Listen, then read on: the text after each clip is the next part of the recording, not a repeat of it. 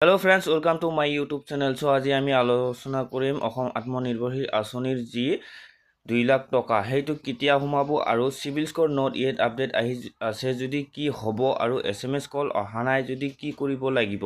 So এই সমূহ তথ্য আমি সম্পূৰ্ণভাৱে জানিম, হেইহে সম্পূৰ্ণ ভিডিওটো শেষলৈকে চাব লাগিব, তেতিয়াহে আপোনালোকে সম্পূৰ্ণ তথ্যখিনি বুজি পাব।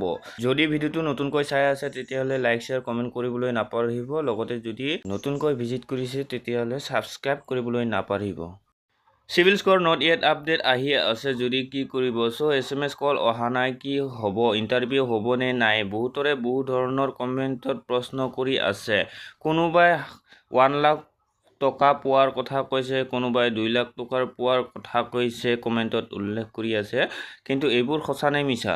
সো এতিয়ালৈকে আপোনালোকক জনাব বিচাৰিছোঁ যে এতিয়ালৈকে কোনো ধৰণৰ চৰকাৰৰ তেনেকুৱা পইচা পোৱাৰ নটিচ অহা নাই, টকাটো এতিয়াই নিদিয়ে। আৰু যিসকলৰ civil score not yet update আহি আছে সেইসকলৰ কি হ'ব। সো সেইসকলে যদি ইণ্টাৰভিউ দিছে তেতিয়াহ'লে যদিও এনেকুৱা দেখুৱাই আছে তেতিয়াহ'লেও আপোনালোকে একো চিন্তা নকৰিব। আপোনালোকৰ যদি ইণ্টাৰভিউটো কমপ্লিট হৈছে তেতিয়াহ'লে টকা যেতিয়া দিব তেতিয়া মানে টকাটো আপোনালোকে পাব। কিন্তু টকাটো পোৱাৰ আগতে আপোনালোকক এটা আকৌ ট্ৰেইনিং দিব। ট্ৰেইনিংটো দিয়াৰ পাছতহে সেই টকাটো সম্পূৰ্ণ এপ্লিকেশ্যনে পাব, ঠিক আছে।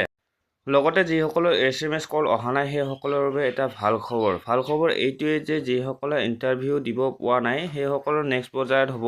কাৰণ এতিয়া যিটো ইণ্টাৰভিউ চলি আছিলে সেই ইণ্টাৰভিউটো ড্ৰপ আউট কৰা হৈছে কাৰণ ইলেকশ্যনৰ কাৰণে, ঠিক আছে। ইলেকশ্যনৰ পাছতে যিখিনি বাকী আছিলে সেইসকলৰ 2 এটাকৈ মানে SMS কল আহি আপোনালোকৰ ইণ্টাৰভিউটো হ'ব। সো ইণ্টাৰভিউটো সম্পূৰ্ণ যিমানখিনি ডিষ্ট্ৰিক্ট আছে সেইখিনি ডিষ্ট্ৰিক্টত ড্ৰপ আউট কৰা হৈছে আৰু যিসকল বাকী আছে সকলোৰে ইণ্টাৰভিউটো নেক্সট পৰ্যায়ত হ'ব যেতিয়া ইলেকশ্যনটো পাৰ হৈ যাব, ঠিক আছে। আপোনালোকে চিন্তা নকৰিব, আপোনালোকৰ ইণ্টাৰভিউটো হ'ব আৰু ইণ্টাৰভিউ শেষ হোৱাৰ পিছতে আপোনালোকৰ যিটো টকা পইচাৰ কথা কৈছে পইচাটো তেতিয়া ডাইৰেক্টলি একাউণ্টত নাহে।